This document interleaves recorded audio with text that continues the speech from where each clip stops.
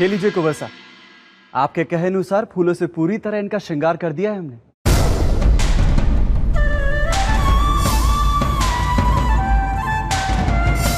मैंने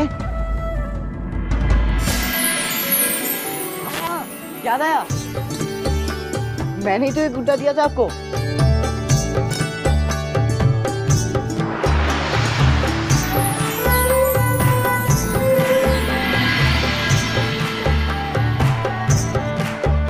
मीरा इसे फूलों से सजा हुआ देखकर खुश होती, इसलिए।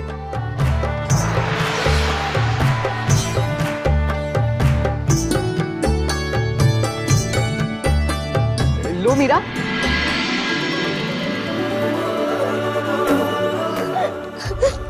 मेरा गुड्डा।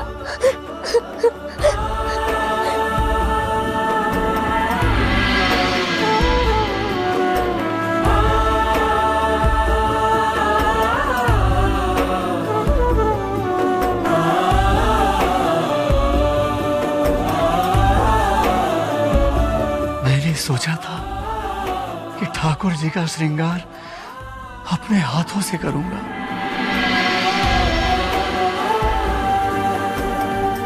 इन पर ये पिछवाई बहुत सुंदर लगेगी और इस प्रेम भरे श्रृंगार के सामने तो ये पिछवाई भी कुछ नहीं।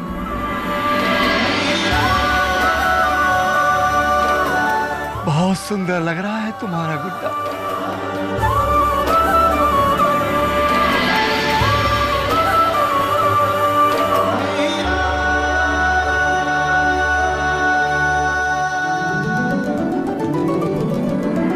चलो बेटी। हाँ,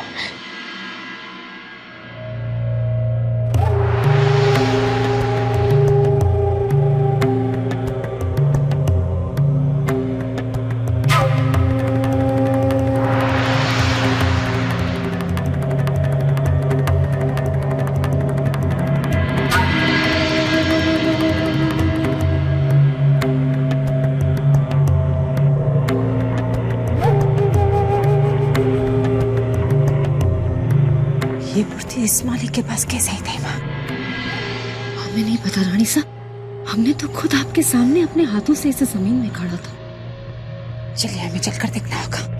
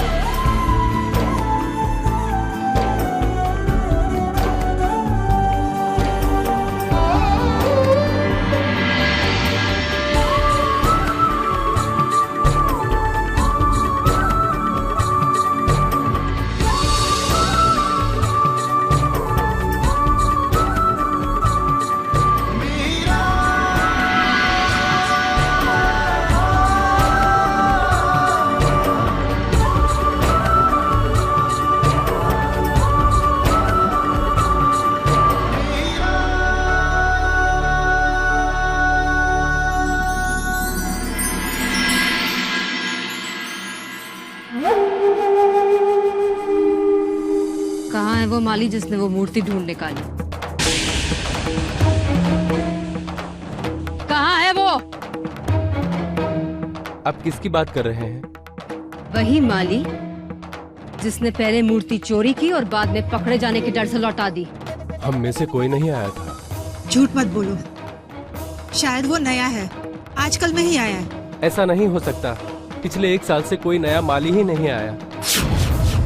और वैसे भी नया माली काम पे आता है तो राजा सा की मर्जी के बाद ही आता है।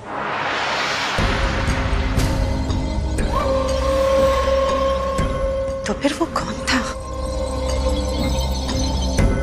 तुम सब जाओ।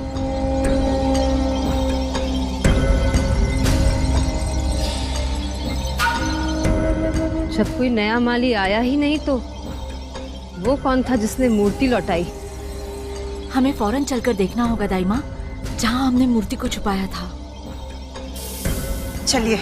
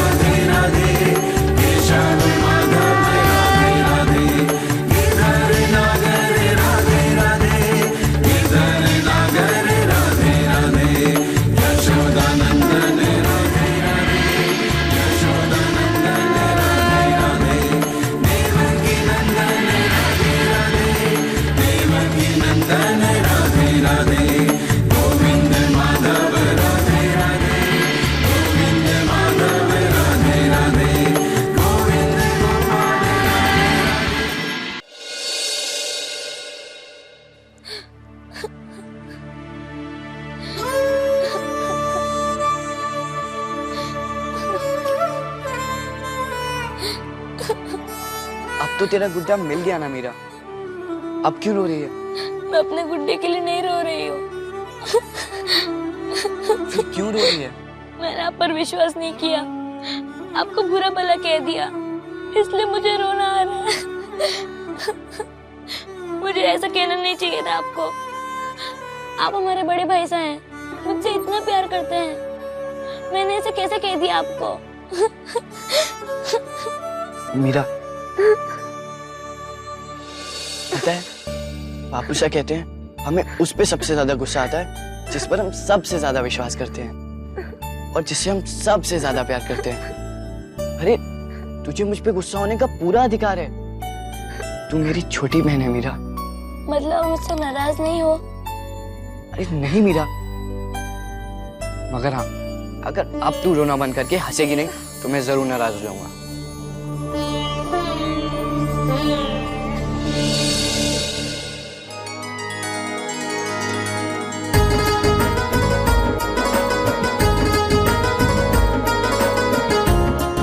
आप बहुत अच्छे हो भाई साहब। और तू बिल्कुल पंदरिया है।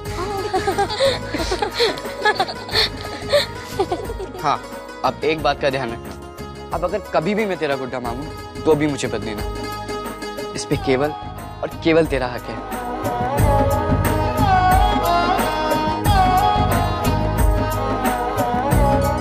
मगर मुझे एक बात समझ नहीं आई कि मैंने माली को गुड्डा दिया कब? क्या? मतलब आजकल मैं भूलने लगा हूँ।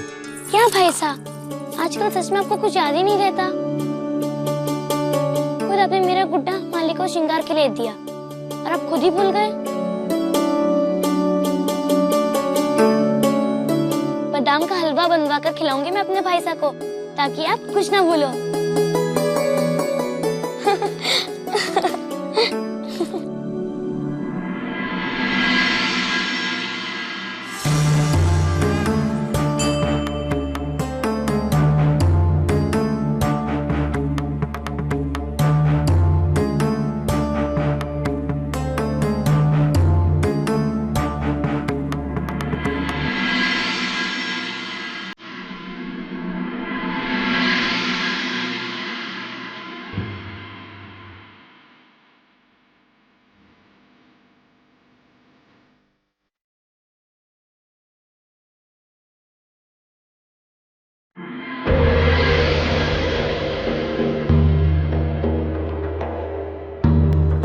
एक बात कहूं दूधा जी, ना जाने क्यों हमें ऐसा लग रहा है जैसे कोई बात है जो आपको खाई जा रही है। अब आपसे के छुपियो है संत जी? दरअसल पिछले कुछ दिनों से हमारी छोटी बहू वीर कुंवरी की तबीयत ठीक को नहीं, उसका शरीर में खून बढ़ना बंद हो गया। राजवैद्य ने बताया कि वह 2-3 महीना की मेहमान है बस।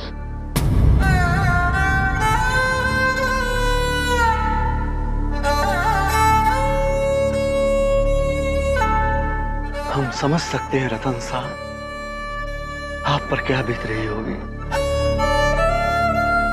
मगर जन्म मरण तो नियति है, सब प्रभु के हाथ में है।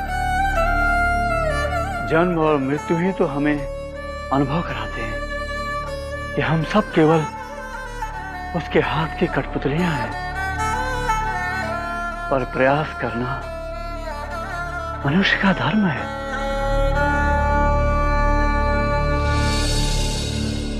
हम आपको एक राह बताते हैं,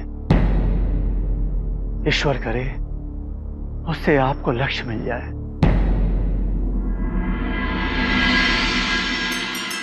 मेवाड़ की सीमा पर एक गांव है, वहां राणा सांगा के राजवैद्य हैं पंडित सीताराम। कहते हैं बड़ा ही चमत्कार है उनके हाथों में। कईयों को तो मृत्यु शैया से वापस खींच कर लाए हैं वो। अगर मेरी बात माने तो आपको उनसे एक बार सलाह कर लेनी चाहिए। उन्हें यहां बुलवाकर वीर कुंवरी की जांच करानी चाहिए। आप नहीं जानते हैं संत जी, ये बात बताकर आपने हम पर कितना बड़ा उपकार किया है। बेटा रतन, थे एकदम ठीक बोलो हो। संत जी ने मन एक आस बंधाई है। आज ही मैं राणा जी के अठे संदेश भेजा हाँ कि वो अपना राजवैद्य ने फौरन अठे भेज दे, और मैंने पूरा भरोसा है राणा जी मारी अरदास न ठुकराएंगे नहीं। आपने घनी मेहरबानी संत जी। मां भवानी हमारी छोटी भोरी रक्षा कर जो। मीरा, अपने गुड्डे को संवारने के चक्कर में तुझे तो खाने की फुर्सत ही नहीं है, इसलिए मैं तेरा खाना यहाँ ले आई। चल अब ये खेल छोड़ और जल्दी से खा ले। अगर रानी सा को पता चला कि तूने अभी तक भी भोजन नहीं किया तो बहुत नाराज होगी। जल्दी से खा ले। हाँ अभी खाती हूँ, एक बार उधर जाके रख दे, तुझे कुछ बताना है।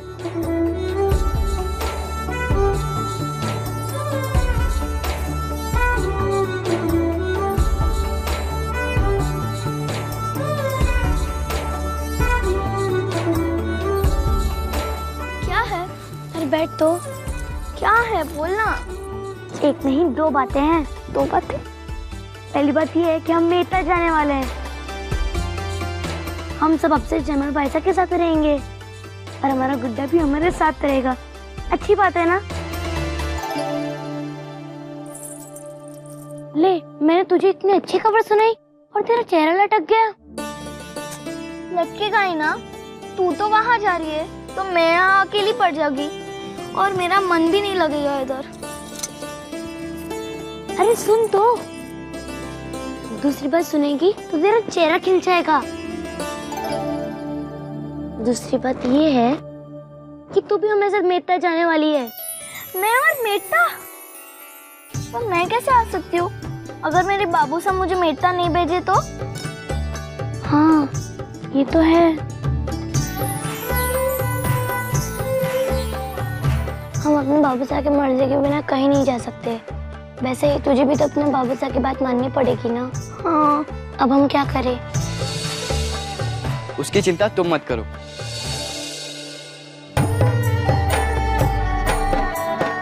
तुम्हारे बाबू साहब से काकू साहब ने मेटा जाने की बात कर ली है और उन्होंने हाँ भी कह दिया है। सच्ची? उन्हें तुम्हारे ब्याह की चिंता हो रही थी, पर काकू साहब ने उन्हें वचन दिया है कि तुम्हारी शादी मेड़ता से ही कराएंगे। शादी? पर ललिता की शादी तो हो चुकी है, उससे गुड्डे से। अरे वो तो खेल था, इसकी सच्ची की शादी तो अब होगी, इसके सच्चे गुड्डे से। आज ललिता की शादी हो रही है, कल तेरी भी होगी। नहीं, अपने गुड्डे के अलावा किसी से भी ब्याह नहीं करने वाले यहाँ।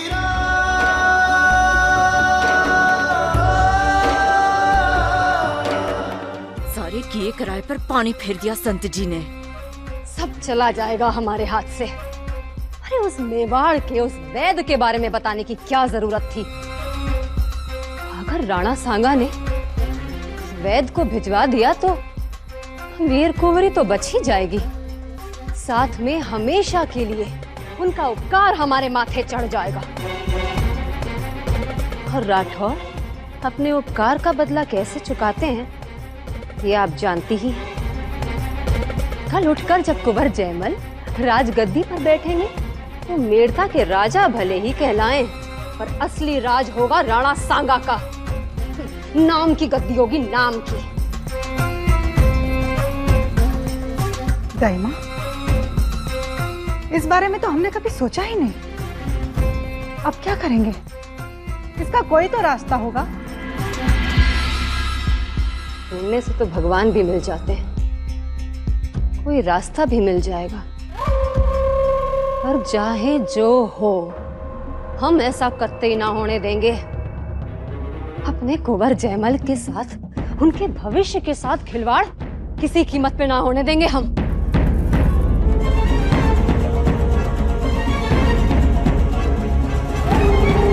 राणा सांगा तो मदद तब भेजेंगे ना जब उन तक ये संदेशा पहुंचेगा। क्या मतलब है दाइमा? आप क्या करने की सोच रही हैं? ये आप नहीं समझोगी रानी साहब। क्या करना है, कैसे करना है, ये आप हम पर छोड़ दीजिए। वो वैद वीर कुंवरी की टूटी हुई जीवन की डोर को जोड़ने यहाँ नहीं पहुँच पाएगा।